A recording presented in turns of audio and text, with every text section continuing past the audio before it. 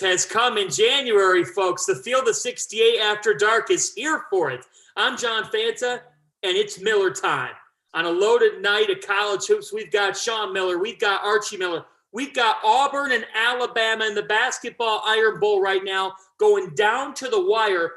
Guys, Auburn awfully impressive in so many ways in this game. Wendell Green has been nothing short of fantastic, and here we are down the stretch. Nate Oates' Crimson Tide showing why they've got wins over Gonzaga and a full-strength Houston team. Arch, what's your mindset here as we go down the stretch in Tuscaloosa?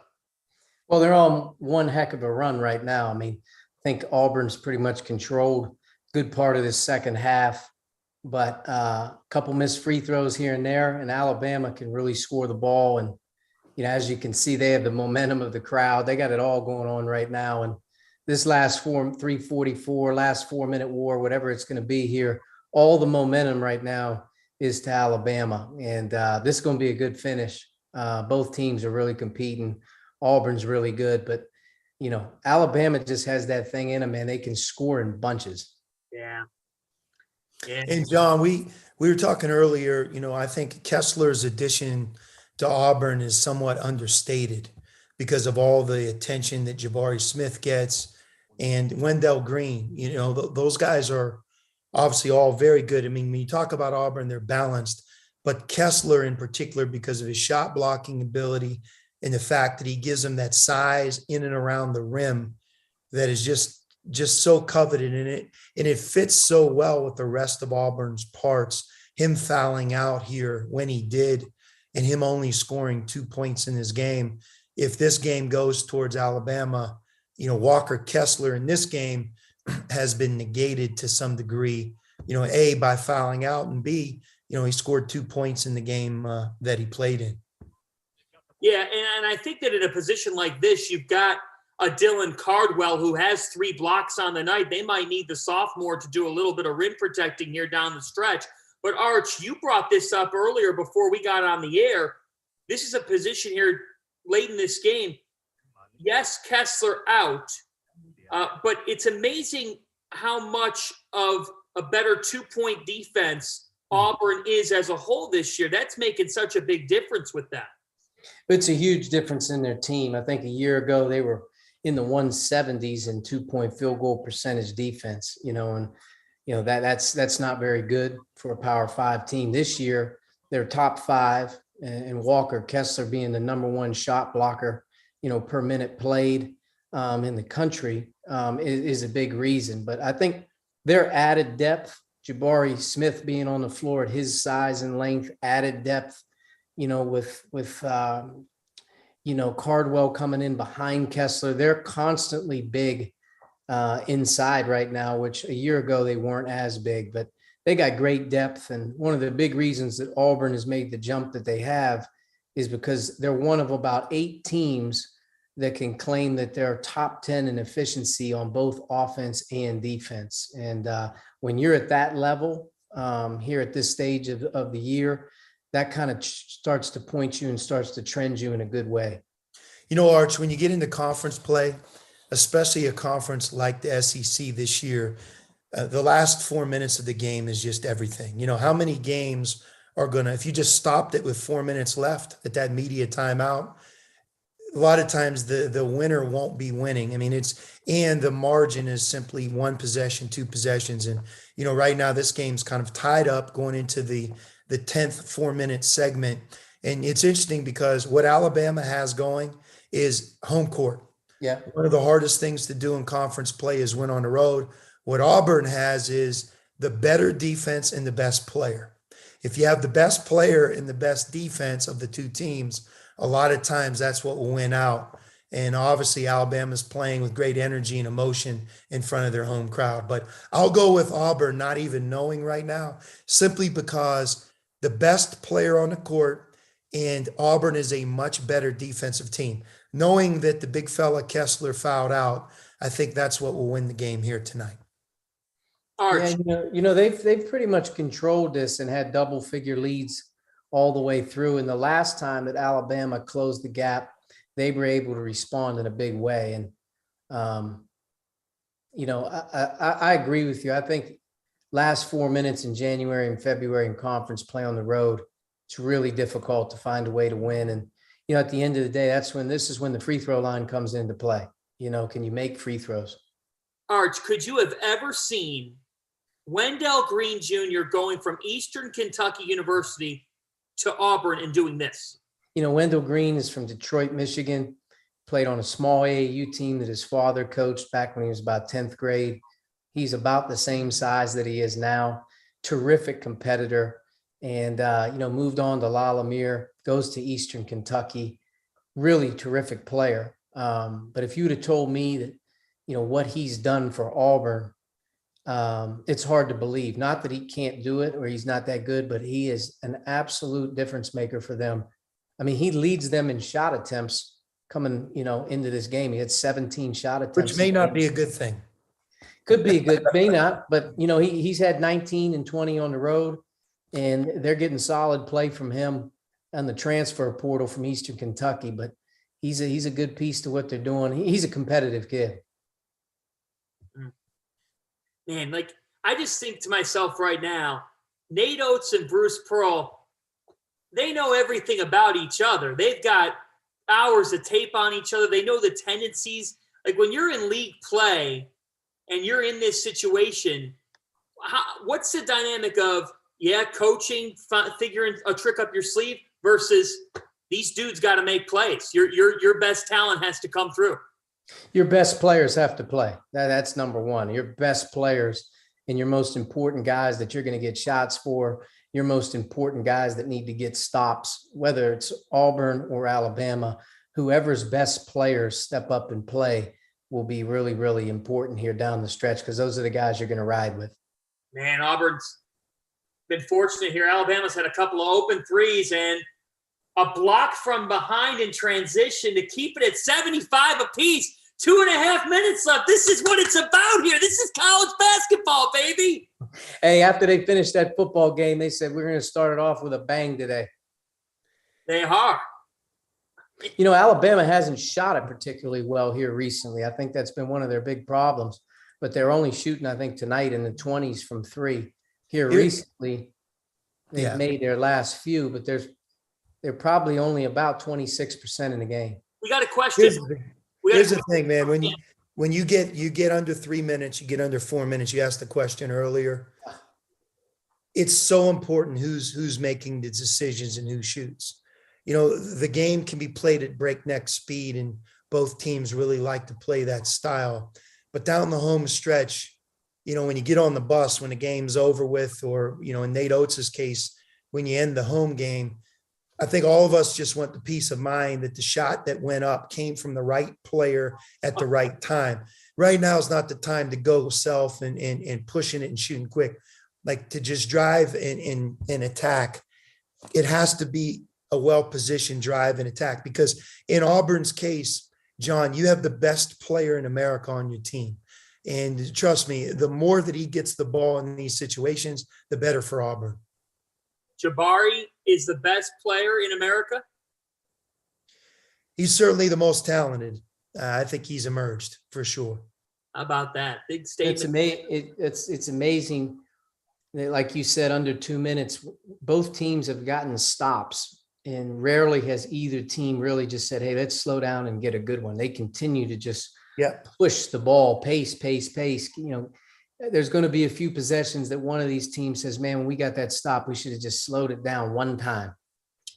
And I think in Alabama's case, Arch, they can attack you from so many different places. And, it's to me, equal opportunity favors them, right? Like if you say, who do you want to have the ball in the hands? Which player do you want to have the decisions? You could probably pick 3 or 4 depending on the night. Back to Auburn, their gift is they have that player. He can shoot from 3, he can shoot from 2, he makes free throws, he's 6'9". So I think that down the stretch, not that he has to shoot it, but he's got to be in touch it and be in the mix here. We'll see. 77 all, minute 40, and let's see what Auburn does. KJ Johnson's an important guy for Auburn here down the stretch too. He's a big time scorer. He drives it. He just made a nice finished play ago. I would say that KJ Johnson on the perimeter's got to have the ball at the end of the clock. He can get to the basket more so than shoot threes. You got bodies on the deck right now with 6 on the timer. Yeah. You talked about Wendell Green. You wanted to shoot the most shots. Archie shot 3. He's 0 for 3. I'd say of the 3 that he's taken, 2 of them have been really, really tough shots, Yeah. Yeah. We had a question from a fan, Kaylin. She says, coaches, how do we feel when Alabama was going on the 12-0 run that Bruce elected to not call a timeout? That's a hard question to answer because it's your team, right? Sometimes teams respond better when they don't take the timeout. You have a veteran group or you got a group that has tremendous belief. There's also coaches that love to play through that to get their team used to it. So, I think each team and each coach is different. It's hard to answer that question based on me not coaching the team. I would say, though, rivalry game on the road, getting your best player the shots and being as in control as you can would probably favor you as the road team. Sometimes you get really close to those medias too. You're on a run. There's 20 seconds to a media timeout. You think to yourself, we can just get through this next 20 seconds. I get a freebie and get to hold my timeout as well. So, I think sometimes when those medias are lurking, you can be hesitant to use your timeouts, especially if you're trying to save them for the end of the game. They get Ellis for a foul. Yeah, tough call. That's a tough. That's a call there where they're both pursuing the basketball. No, those are the calls that you always want to ask the referee that blows the whistle there. When did you quit playing basketball? Must have been at an early age because it has nothing. It's feel, right? It's savvy. You have to have feel and savvy if you're an attorney. You have to have feel and savvy if you're a coach, football, basketball. But when you're an official, you have to have that fear and that feel and that savvy. You have 2 hard playing teams kind of going for a loose ball. Let it play itself out. Now, if a guy gets hit on the arm on a shooting foul, that's one thing. But there's too many times where that one ref, he makes the call as if it's textbook and it's feel. You have to have some savvy. Auburn's defense has been good here in these recent possessions. It has.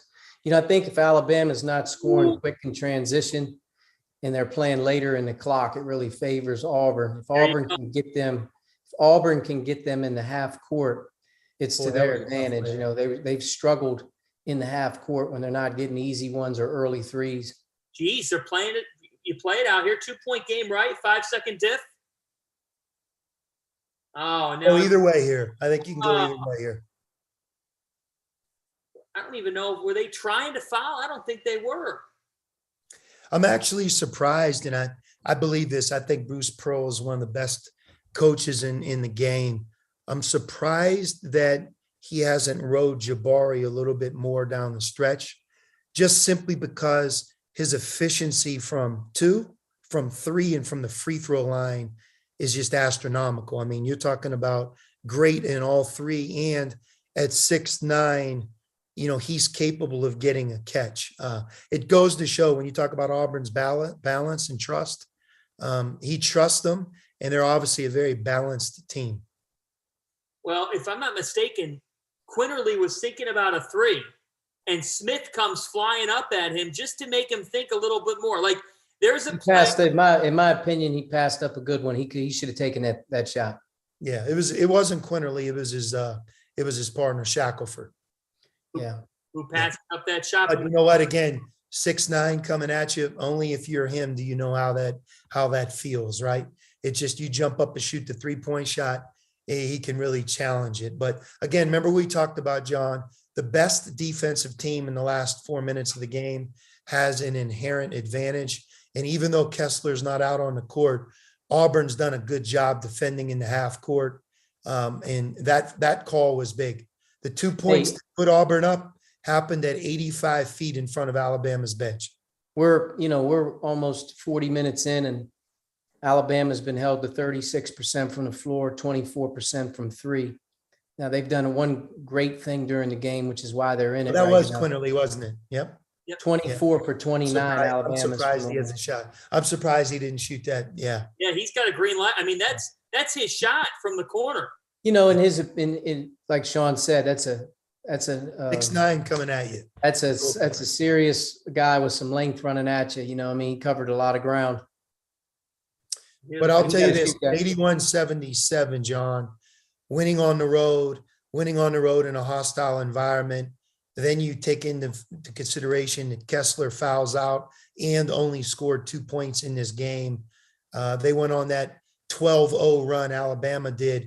This, if Auburn pulls this out, this is the type of win that wins the SEC championship, because at Alabama is a tough game. Especially for Auburn. Oh my goodness. I mean, just an extra dimension. Now there's the block, and there's that length of Auburn that's going to win this basketball game. Wow. That's why I didn't shoot the one from the left corner. Yeah. The fact that they could go from Walker Kessler to Cardwell to Jabari Smith. I mean, the length they have. Here's my question to you guys. After watching this game, what doesn't Auburn have? I mean, they have a lot of different ways they can beat you, from offensively to defensively. I think Auburn at the end of the day, maybe shot selection or a game on the road where they don't handle it well, but they just can stay in games. They can go on big runs. They're never out of the game. They can press. I mean, they just got so many different ways that they can change the game on you. I think Auburn, you can make a statement that if they're not the best team in the country, they're certainly a 1 seed in this year's tournament. Right now, that's the level that they're at. There's a lot of basketball left, but based on how they've played to this point, the balanced roster, the difference maker in Jabari, and then you have Kessler, as Archie has talked a lot about, his shot blocking ability not only is a great fit for the rest of their team, but it almost makes an already really good defense great. Yeah, when you look at their defensive numbers, they can beat you on defense and on offense. And, when you start to look like overall, schedule, blah, blah, blah, I think they have the number 2 strength of record in college basketball. I mean, they've played a lot of good teams. And this one here tonight counts big, though. It was a big win. Yeah, and I think we talked about the Southeastern Conference as a league with several really, really strong teams that have potentially high ceilings if certain things pan out. But I don't think there's any team in the SEC right now that you could feel better about than the Auburn Tigers to go to Alabama, a team that's very difficult to beat in Tuscaloosa. Tonight, the Tigers showed that they can be in New Orleans. They absolutely can be in New Orleans, because when you have Jabari Smith and Walker Kessler on the same team, and you can bring a guy like Wendell Green Jr. off the bench, I know what you said, Sean. Maybe Wendell's not always the guy you want taking the shot, but the fact you have a guy who can be the Energizer Bunny on a given night.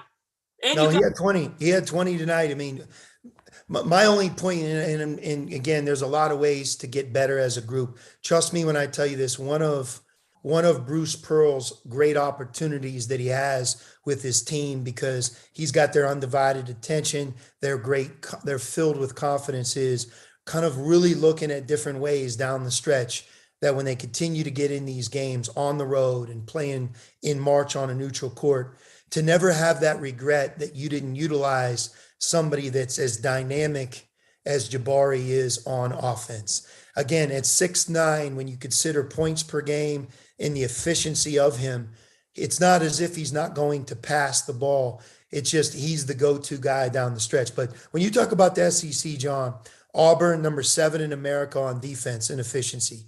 Kentucky, number 22. LSU, number 1. Tennessee, number 2. I mean, you're talking about some of the best defensive, most athletic, talent-laden teams in our country, and they're all right there in the SEC. To win on the road like Auburn did tonight, that was a major, major victory for them this season, to win at Alabama. Yeah, I mean, I think if you look at the SEC and you say, today, you'd have to say that LSU may be second in running right now in terms of being able to compete athletically with them and be able to bring the type of length that can match it. I don't know if LSU offensively is good enough maybe to overtop Auburn, but I definitely think from a talent perspective, when those two teams match up, they're going to look the part. In Kentucky, Archie, Kentucky would we be talked good. about Jabari Smith a lot, but Terry Eason, He's what really he's good. done for LSU.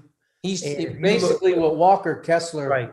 has done. Tari Eason has had a very similar Yeah. impact on LSU.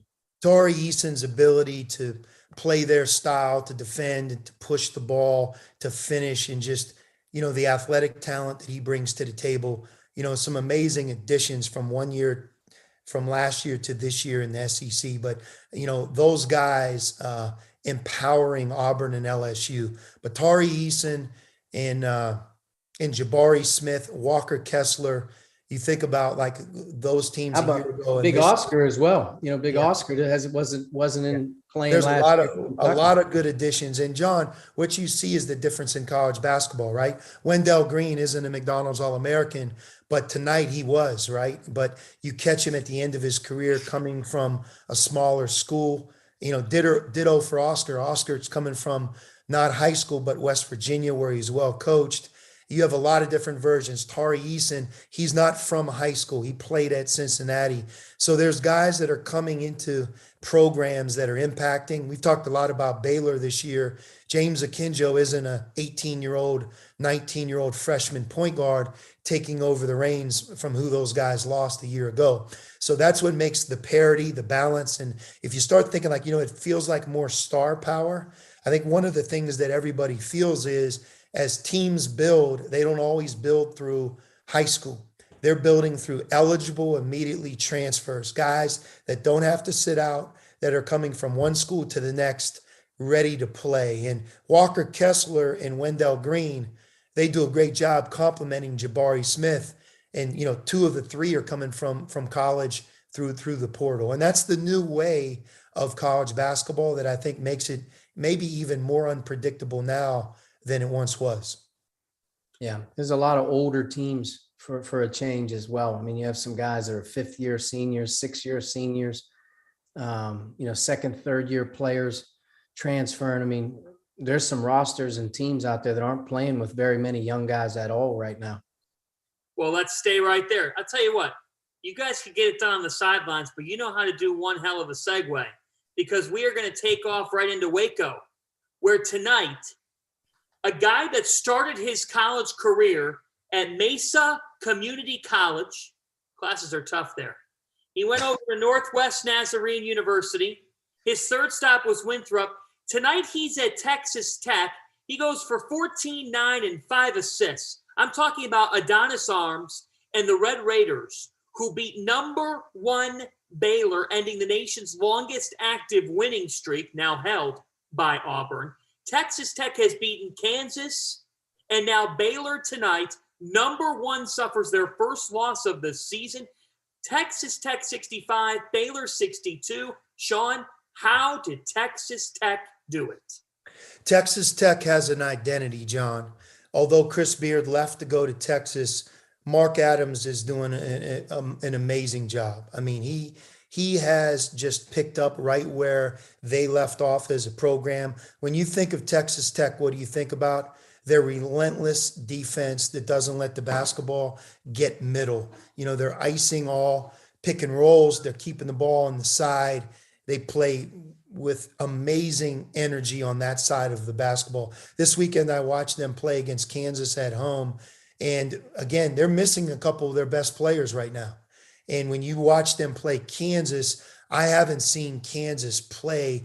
They made Kansas almost look timid to a certain degree. And usually when Kansas is on the road, they're ferocious. But I think a lot of it had to do with how Texas Tech made the game feel when they're defending. And their defense is outstanding. He's doing an outstanding job as the coach and promoting from within. You could tell that he was a big part of their defensive identity as the assistant coach. And that defensive identity has remained intact And that's something he deserves a lot of credit, because you're right. If you could beat Kansas at home and at Baylor, those are two of the most difficult games that anybody could play this season.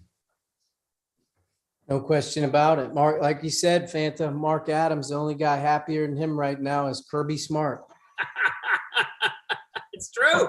It's true. I mean, they defended incredibly well down the stretch in that game. And, what I look at with this game is the fact that they were able to generate 16 assists against Baylor, didn't make many mistakes. This is a night, too, where if I would have told you before the game, Adam Flagler and James Akinjo would combine for 6 threes, they'd combine for 34 points. On most nights, you'd probably say that's good enough. But here's the thing. Texas Tech was able to match Baylor's physicality inside. There's not many teams that can match the intensity in the post against Scott Drew's Bears. Right, and look at the points per game. Look at the score. Look at the score of the game. Baylor had a hard time scoring. I mean, they did. I mean, if you look at it this weekend, it was the same thing. It took Kansas forever to get to 70 points. And here tonight, you look at Baylor, it's just Texas Tech. When you think of them, you think of their man-to-man defense. It's difficult to play against. And the identity of their basketball team and the program is intact. And what wins on the road? Arch and I talk a lot about it. If you can take care of the basketball, I mean, play single digits, 10 or fewer turnovers, and you could really defend without fouling. I mean, really defend. You have a chance to be in every game, whether it's home or on the road. But usually it's those teams that went on the road, they can defend at a high level. It just, the game slows down. There's a lot of elements that work against you in college basketball. We saw it here tonight at the end, Auburn. Their defense was outstanding at the end of the game and allowed them to win. Fact or fiction? Arch. Yep. The Big 12 is the best conference in college basketball. Fact. I mean, it's a fact because, number one, it's a true round robin. If you take Oklahoma State out of the mix, you're basically looking at almost 90-80% of the league has a chance to get a bid in the tournament.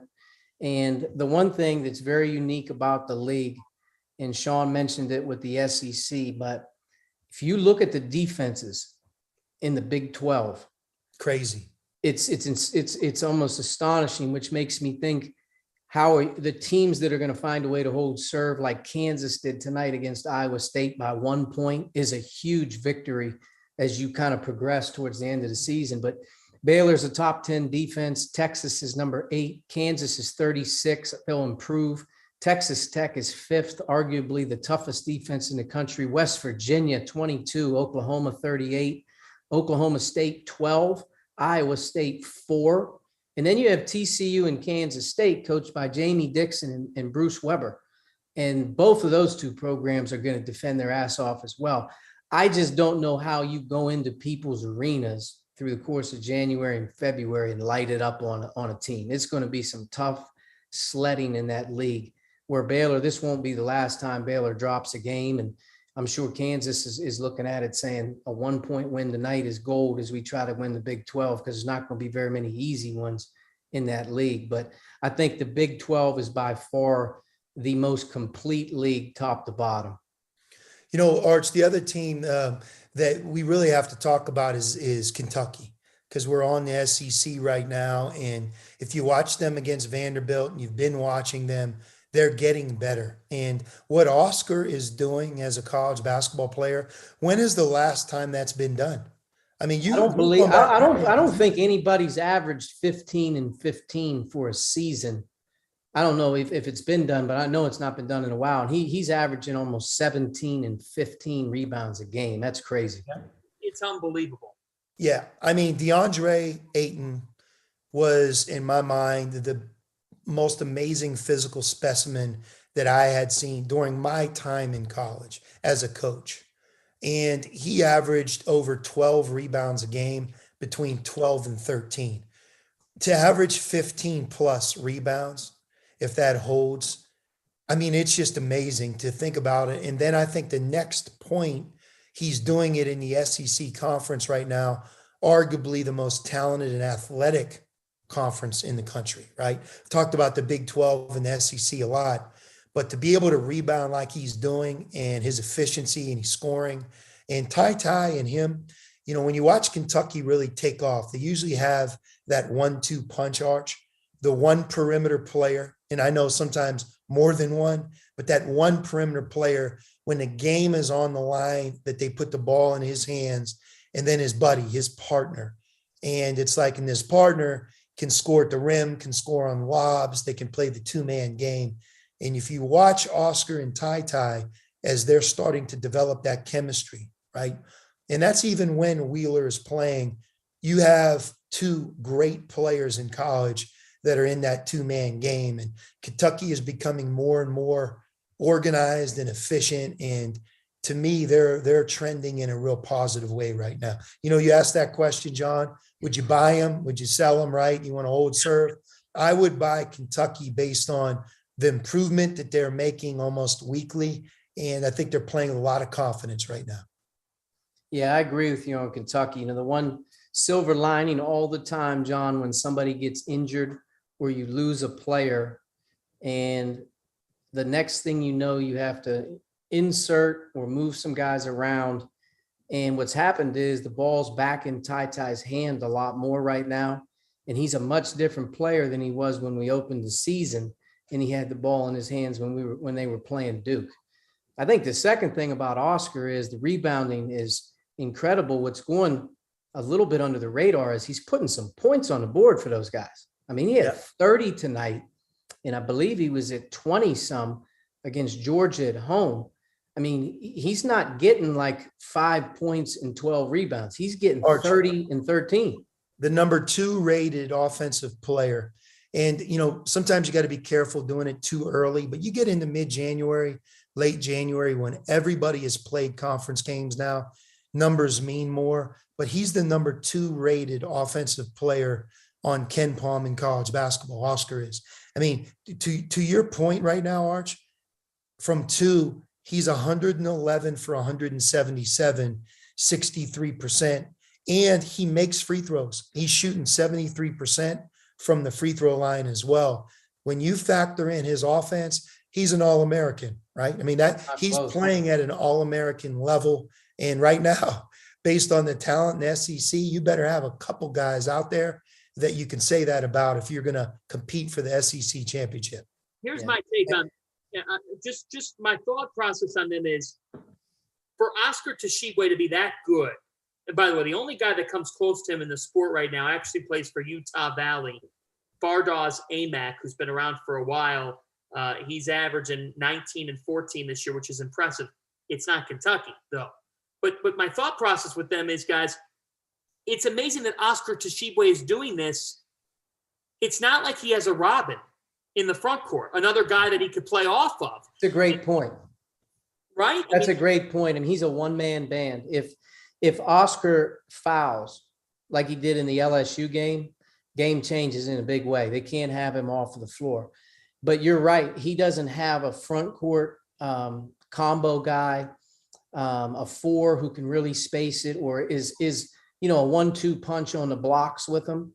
I would say the biggest weakness of Kentucky is they don't have another front court player that can give them anything that they can count on. That's the thing they're missing. Sometimes it's Keon Brooks.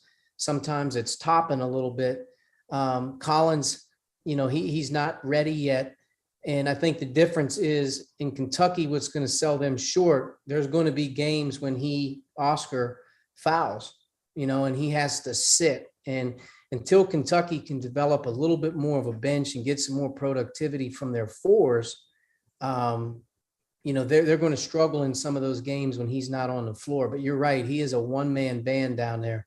And it's been really impressive where Kentucky's gone in the last month. I mean, to be honest with you, I thought when Wheeler went down, they could struggle here, as soon as he went down because he's handled the ball so much. I mean, he leads the SEC in assists. And TyTy and Mintz both have really stepped up and played well. And Grady continues to shoot 3s for him. So they're doing a nice job. They got Tennessee, if I'm not mistaken, coming up this weekend. And that will be a huge, huge game in Rupp.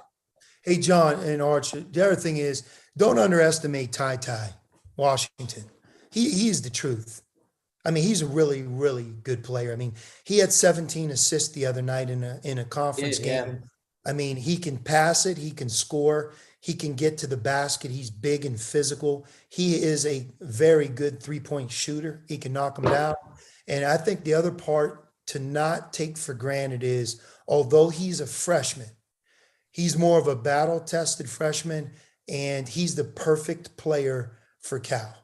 You know, when you talk about a toughness and inner toughness, and I think that Cal always loves players that play in his program that have that, where he doesn't need to just be the engine to get them going.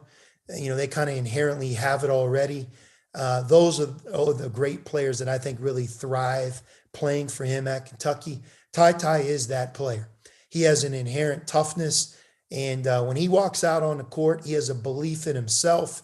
And for a freshman, for somebody that's 19, 20 years old right now, there aren't too many point guards in America that are better than him. And I know when he plays with Wheeler, sometimes, you know, we call him the off guard, but Kentucky plays with those 2 point guards. And we've talked about that as the season progresses and you get into March, having 2 of those guys will really be to Kentucky's advantage.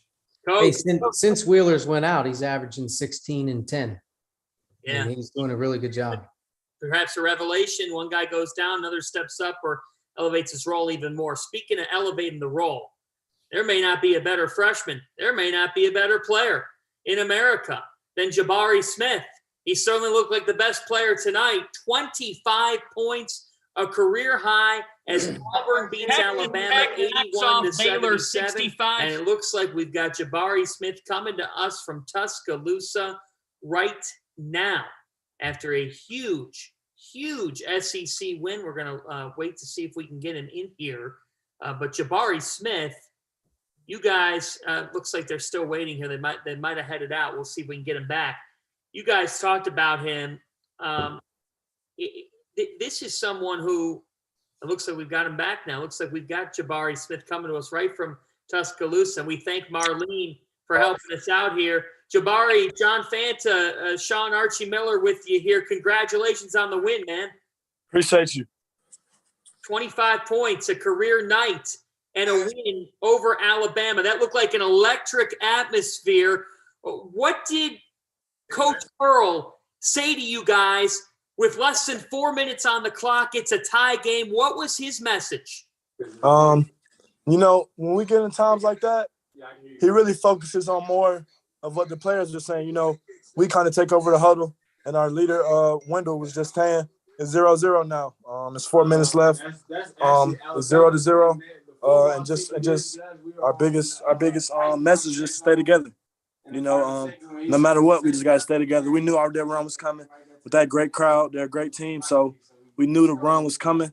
So we weathered the storm. We stayed together, and we ended up getting the win. But his message was just to stay together, stay calm, not to panic. You know, he didn't want to come in the huddle real fiery and all of that. Everybody was just calm. We weathered the run, and we got the win. Hey, Jabari, have you ever played in a game that was more exciting than the one tonight? No, I don't think so. I think my junior year when we played in the state playoff game was close when we played at Woodward, but that gym was nowhere near as big as that one. You know what? I think you'll find, because you got more in you, but winning on the road in college basketball, but winning on the road in the SEC, it's the greatest feeling in the world, you know, for everybody. Players, coaches, you guys get on that bus, man, and it'll feel like you're flying home. I already know. It felt so good to win at home. It just, you know, it just feels different because, you know, it feels like you're there by yourself. But, you know, the Auburn family came with us. We had great support, and I wouldn't want to be nowhere else. So I got one final question for you, okay? Coach Pearl, great coach, right? Mm-hmm. Do you get more? Do you think he sweats more on you or spits more on you? Like, what gets on you more, his sweat or his spit? Or is it you say it's a combination? I don't know. He yell a lot, but you try to just keep your distance a little bit so it don't get on you. Trying to dodge it. Hey, you know what though? You guys feed off his energy. You feed off his energy, and he's a great coach. But Definitely. congratulations, great game. Appreciate you. Hey, Jabari, I know this is, early, somewhat early in the season, and this is obviously a huge win for your team.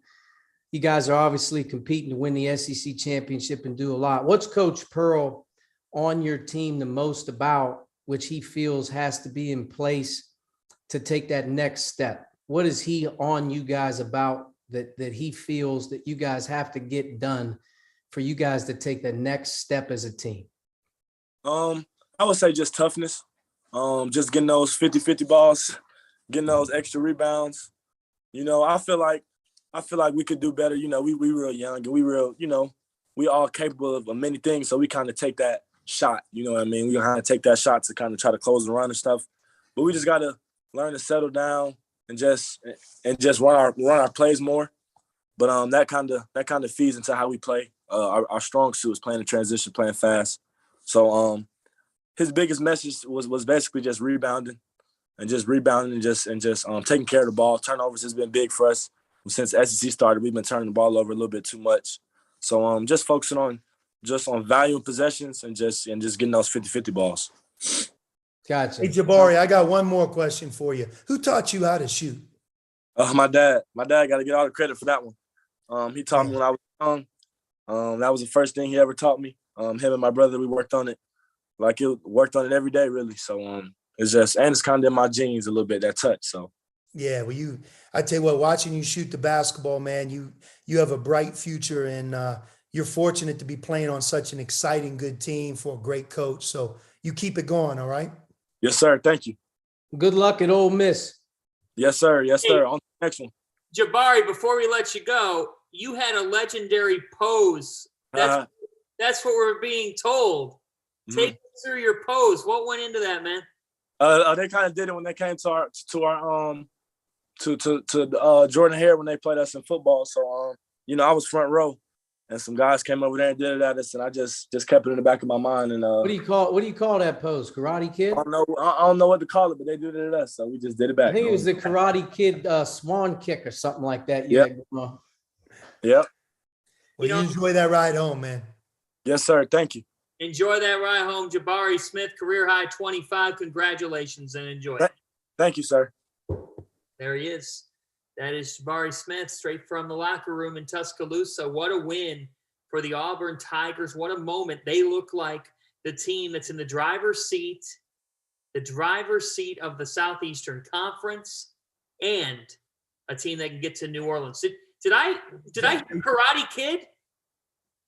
I think that pose was the swan, the Karate Kid one-leg swan kick, the kick winner he had when he was back in the Karate Kid, the first movie. I think that is a football thing that the Alabama football team does when they score a touchdown. And I think that Jabari brought it right into Tuscaloosa tonight on the win. Yeah, well, I tell you what, that and the 20, what do you have, 26? He had 25 and something. 25. Yeah. 25. Yeah, it was an easy 25.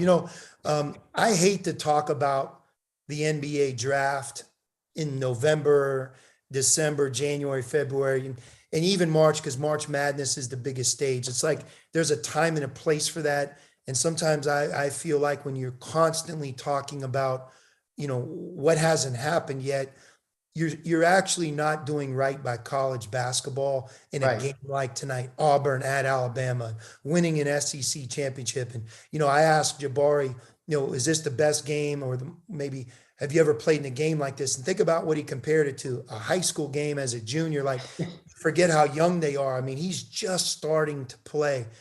But let me just skip that and say, to me, he is the number one pick because his skill level is at such a unique level for somebody as young and as talented and as tall as he is. I mean, when you shoot the ball, Arch, 45+% from 3, and you're shooting at the level that he's at from 2, and you get to the free throw line and you shoot. Yeah. I mean, it's just, those guys just don't come through very often. And no disrespect to the guys that he's compared to. He's just so much more skilled and ready to come in and impact a game a year from now that I believe this. That and playing for Bruce Pearl, playing in the SEC, playing on an Auburn team that can go deep into March Madness. I think it's all laid out. I would be surprised if he's not the number one pick in this year's NBA draft.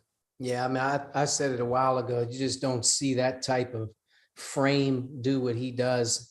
And I agree with you. Him playing at Auburn, the intensity level that they play with on a night in, night out basis, they're competing for all the marbles in the SEC and moving forward. And he's only going to get bigger and stronger. I mean, when you see him in 2 years from now, I mean, you're going to be like, oh my God, it's just, he's a special player. Look, he really is. We know that both these guys are going to make money and a lot of money for a long time. But I have to naturally ask the follow-up that every fan in America wants to know. Why Jabari Smith over Paolo Banchero? No disrespect to Paolo, and again, one man's opinion, right? Tonight's my turn. He's just skilled. Like, it takes years to develop the skill set that he has. He has it walking in the door. When you look at the Golden State Warriors play and you envy somebody like Klay Thompson, ask Arch. We caught him when he was at Washington State and we were at Arizona, and not everybody knew who Klay Thompson was. But when you played Washington State, you just had this really strange feeling. It was a feeling that not very many individual players could give you. And that was the combination of that speed and athleticism, but this just crazy skill level, the quick release, the accuracy, shooting the ball. And you think about Jabari is 6'9". His 3-point shooting, his ability to score inside the arc, his ability to get fouled and convert from the free throw line at 6'9".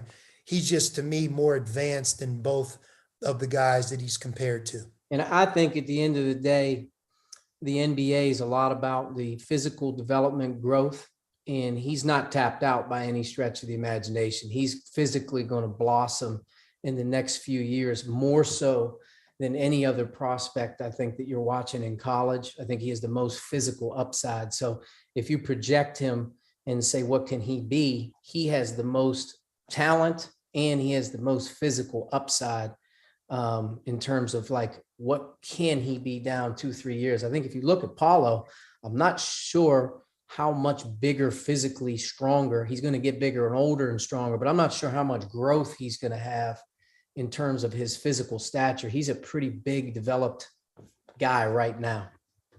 And plus, John, look, the other part is like, he's getting it done right now. Yeah, it's not like he's not playing well. He's scoring 25 points on the road at Alabama, and it was an effortless, quiet 25, meaning the next game that he plays, he's going to be right at 25 again. And when you look at his body type as well, the versatility and his ability to play more than one position, all that is for sure true. But when you look at his legs, like, he's thin, but he has strong legs. And when I look at his body type a year from now, 2 or 3 years from now, don't be surprised if he's not 20 pounds heavier and you almost don't even see it. It could be a transformation where it happens actually fairly easy for him. And now you combine skill level and put 20 pounds on him. I mean, I think that not only is he a great player beyond college, but he could be an NBA All-Star or one of those NBA players that everybody talks about for a decade. Who does he remind you of? That's a tough one there. I mean, I don't know if there's a guy off the top of my head that's come through the ranks that you would. Carmelo, maybe Carmelo Anthony. Wow, a little bit. Maybe, I mean, yeah, a little bit. I mean, he's a lot of people forget what Melo was in college and early in the NBA. He was physically really, really talented as well. Hey, look how Carmelo ended his college career. He won it. But I tell you, that's all part of it, John. And, young people sometimes are baited into choosing the school where they can be the man, so to speak. And well, first of all, if you're really good, you become the man. Like that. Nobody anoints you that. You earn that. Like, that just happens. But what I love for Jabari is that he's playing on a team that's really balanced. So he's playing team basketball. He's practicing against really good players every day. All that Auburn has their eyes on is the SEC championship, a high tournament seed, And then once they're in a tournament, they will have the aspirations to go to a Final Four. And he's playing alongside those types of players with the pressure that those types of teams face, playing for an excellent coach. And what that does is that's that highly competitive environment that just brings out the best in a talented young player. So I think his development over this next 3, 4, 5 months that we're talking about, he's only going to keep getting better and more ready because, you know, the bullseye is on Auburn. He's playing on a great team and he's right in the thick of it. All right, we've had a loaded show, and we thank Jabari Smith for coming to us.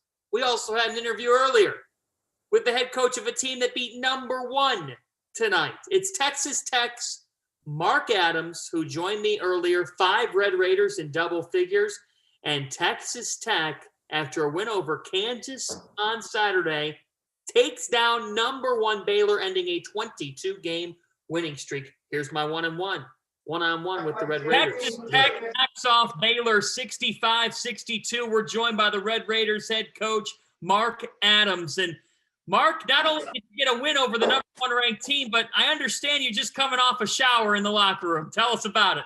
It was unexpected. We had a little victory party, and I really didn't want to be a part of that, but they threw me in the center of it, and we're throwing water over the place. So, you know, but it's fun to win. It's exciting to win on the road and then to be able to be fortunate enough to beat a team like the Baylor Bears, a team we have so much respect for, a great program. And, you know, so it was a great opportunity for us. We talked about it before the game started. Not many teams get a chance to play against the number 1 team, and let's make sure we take full advantage of it. So we did. What did you feel was the key to pulling it off? Oh, there were so many, you know, moments and great plays. It was such an up, and, you know, I thought our defense finally, I think, kicked in, you know, probably the last 30 minutes. The first 10 was just absolutely horrible, but then we started gaining some momentum. By halftime, I thought we were back in sync, and then we changed some defenses. I thought that was a big part of it, but they've got such an explosive team, John. They're just one of the best offensive teams that I've ever had to scout or coach against, and just so much respect for Scott Drew and his bunch of guys. Mark, let's talk about Adonis Arms. From Mesa Community College to Northwest Nazarene University to Winthrop University, and tonight to Texas Tech, a big performance by him with the 14 points, 9 rebounds, and 5 assists. What does he continue to give your group? Well, you know, we remind Adonis every day he is how much talent he has. He's such a modest, nice young man that I don't think he realizes how great he can be. But he has a 45-inch vertical, great skill set, handle the ball, one of our best passers, best three-point shooters, and a good defensive players as well. But, you know, we're so proud of him. But the whole country's getting to see what we get to coach and see every day. How did Kevin McCullough impact this game off the bench? Yeah, you know, Kev's played with so much courage. He's still probably about 70%. It was questionable he was even going to play tonight. He wanted to play. I was trying to talk him out of it because I didn't want him to re-injure it. It was such a long season left, but he wanted to be a part of the fight, and we could not have won this game without his effort. He just made so many big plays for us. Mark, when you've been through what you've been through over the last week, where you're without Terrence Shannon again tonight, and you were without Kevin, everybody talks about shorthandedness, excuses, easy to explain why things didn't go your way. Why didn't you and the rest of this group allow the COVID stuff to define you? Well, that's a great point, a good question. We just got a special group of guys. They believe in each other, and we're always talking next man up. And this is about a program, about a team, not about an individual player. And whether we have 7 guys or 17, we're going to get out and we're going to play as a team. And these guys believe in what we're doing, believe in the process, and it makes it fun for me to coach. Mark, how good is the Big 12 Conference? Well, I jokingly, I told someone the other day, I picked the wrong year to be a head coach in the Big 12. It's so many good coaches. These players are playing so hard for every team. And every night's going to be a war. Even tonight, when we finished our Lord's Prayer, I said, guys, you know, the reality check is we got a game on Thursday and then one on Saturday. So we got to get ready for those. All right. In the now, though, who's the best dancer on this team? Who has put the moves to the test inside that locker room?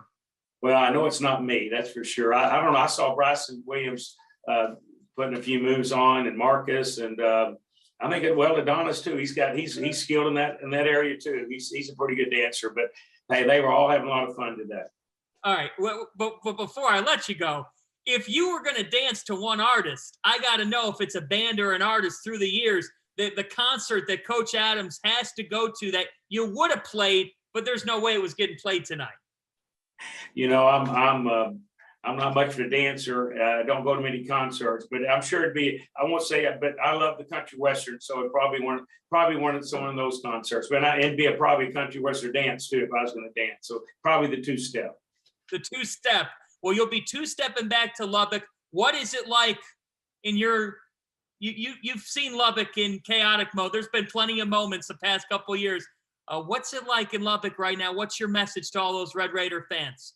Well, we're so thankful that we have such a great fan base. The Red Raider Nation has been wonderful, and ever since I've been hired, I feel very blessed to have their support. And they've helped us even against Kansas, guys. We needed them those last 3 or 4 minutes. We have great crowd support, so I'm hoping for a good crowd on Thursday to help us get our momentum going and emotions after these 2 big emotional games.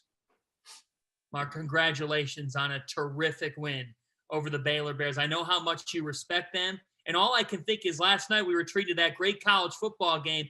Imagine this, if the casual fan was just joining into college basketball tonight, one hell of a night, man. You guys beat Baylor, number 5 USC, a real good team. They lost tonight.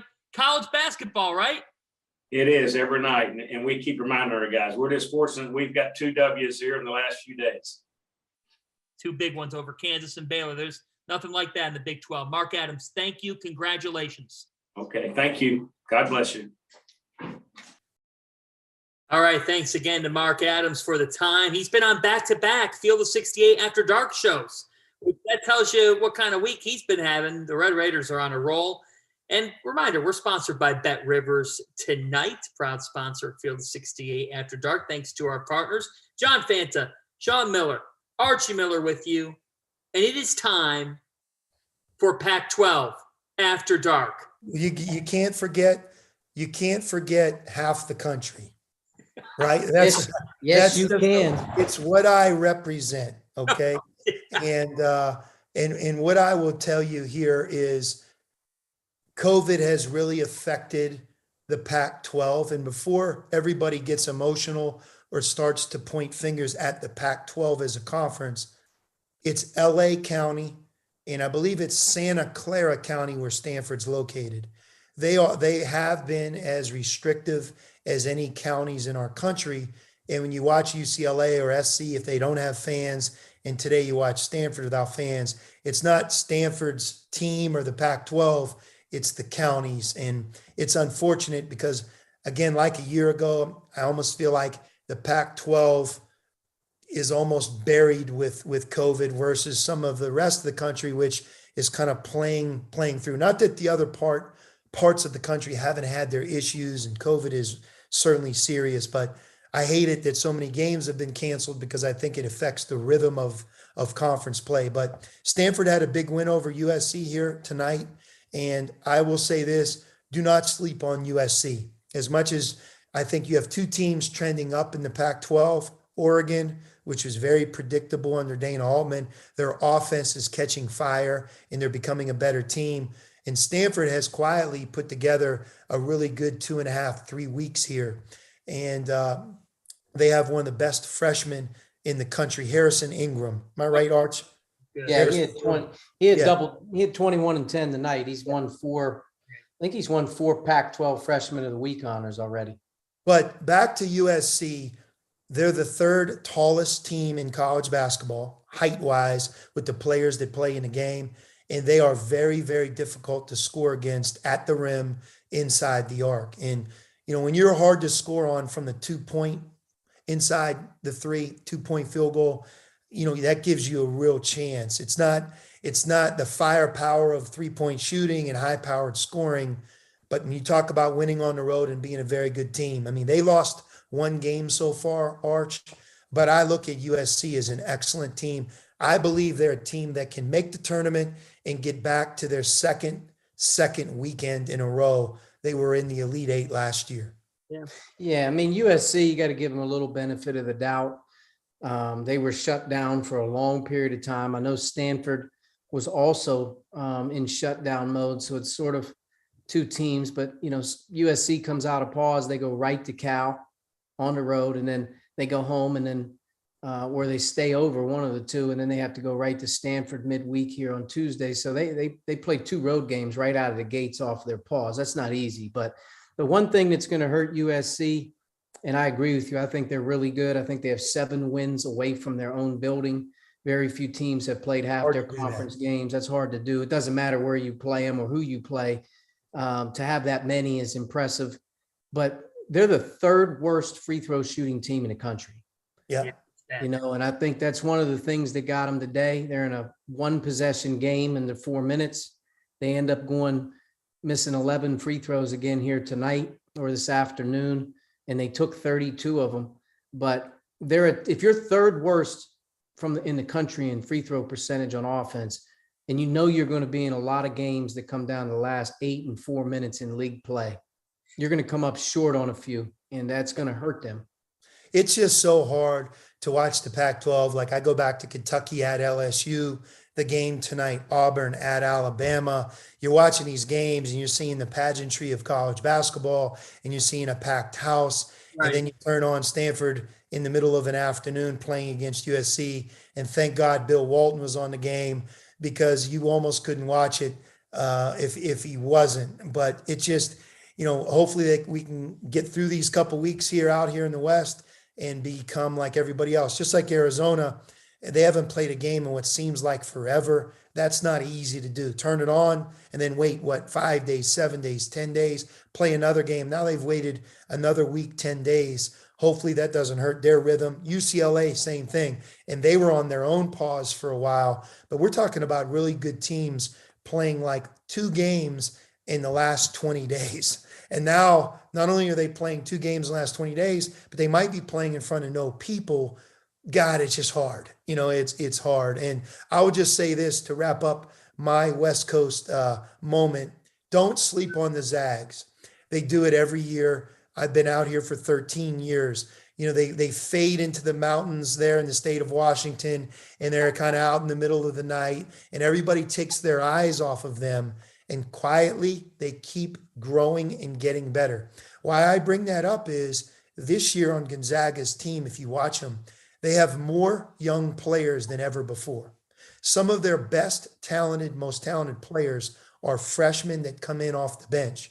And the more games they play, the more practice that they have, the more comfortable they'll get. And when you think back to them playing Duke and UCLA and Thanksgiving, when you see them in March, you'll see they'll be a different team because those young players will continue to improve. I also think this, unlike Jabari Smith, Chet Holmgren isn't as easy to just plug in and make part of your system.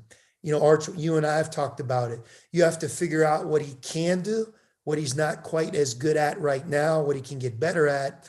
And they're trying to figure that part out. You can see it. I'm confident in telling you that when that time comes in early March, they will be a ready-made team like we thought they would be in early November. Nobody's talking about them right now, John. No one's talking about them. I mean, you're talking about tonight Auburn, right? You're not talking about Gonzaga. They're still hooping. They're still playing. Yeah. Did you say they fade deep into the mountains?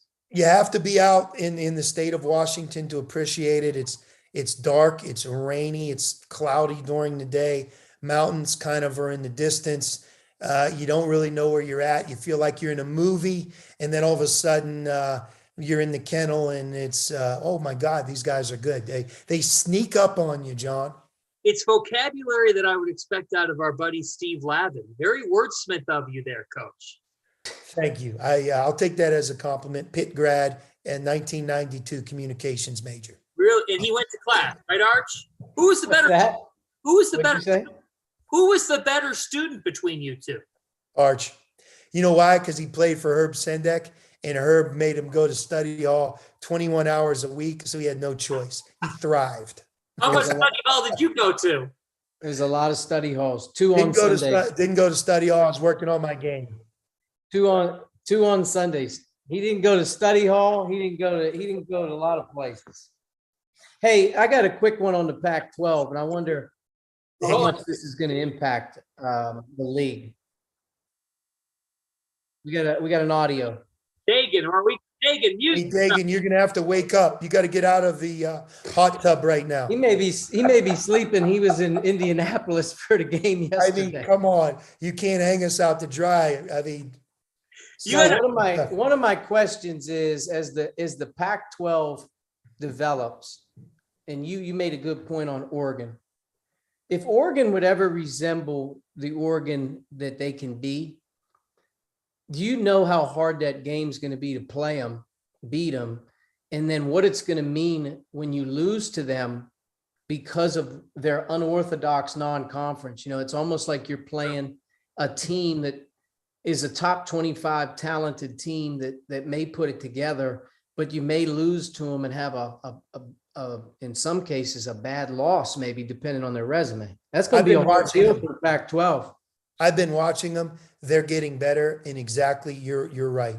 You know, in the Big 12, you have a team like Texas. We're not talking a lot about, but you watch, John, when it comes to Selection Sunday, the Big 12 will bolster Texas, and a team like Texas will end up getting in the tournament. And we all know they're good enough once they're in the tournament to advance, but you have to get into advance. In the Pac-12, you have this inherent built-in anchor. And whereas only 3 teams can get in unless the 4th team wins the Pac-12 tournament because of the historically bad non-conference that everybody had.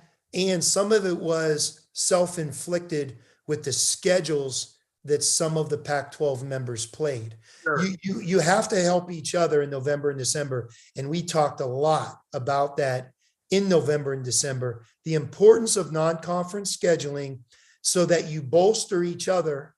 And then when teams improve, like Stanford and Oregon in the months of January and February, you now can help each other. And now a 4th or 5th team gets in. In a Pac-12, that's not on the cards because of what happened in November and December. Okay, we're at a Oregon's climbing on offense, like you said. They go to UCLA and to USC this Thursday and Saturday, with USC just playing on Tuesday. I think Oregon played on Monday. So they're starting to make them up. Oregon could throw some real problems into that league. Fans. That's an issue then with resumes, because then it's a damaging loss in the now, but we'll see. Hey, we're at like 2 minutes here. It's 12:08 a.m. on the East Coast. Wow. So if you've stayed up this late with us, you are in for what I'm being told is a surprise tonight. What's the surprise? The surprise is right here. Here we go. At Arrowhead Stadium. Are you kidding me right now? Baker Mayfield isn't going to be walking in any stadium anytime soon this weekend, Fanta. Get the hell out of here. That is a bunch of crap. Big Ben. Oh my God. Ride or die. Look how bad those That's colors embarrassing. Ride or die. Do not come in here. You can ride or die. Only playoff teams allowed on this podcast. This is a podcast of winners, Fanta. Take that hat off. You're not in the playoffs. Put a playoff hat on. You can start singing. The Cavs are doing well. Hey, come on. Lowry Marketing. Lowry Marketing. Yeah. Yep. Hey, what? Hey, Evan Mobley until he goes down, but Evan. You know what conference they're from, right? The Pac-12, the Conference of Champions. Conference, one and done, 2 one-and-done players, freshmen, right? We talked about Jabari Smith, Evan Mobley, and Lowry Marketing were 2 lottery pick one-and-done players. I talk to Arch all the time about that. It's like every year the Pac-12, who they produce in terms of pros, it's crazy. It really is. It's crazy. It's not as crazy as that Cleveland Browns hat you have on right now, though.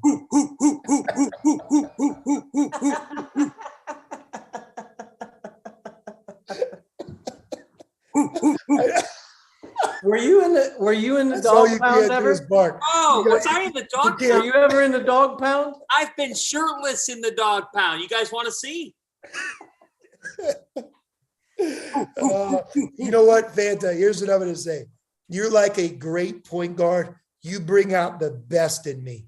You bring out the best in your teammates. The sign of a great point guard, he makes the game easier and funner for his teammates. You are the point guard of podcasts. Here's my closing thought. I wipe with the terrible towel. Oh, that's awful.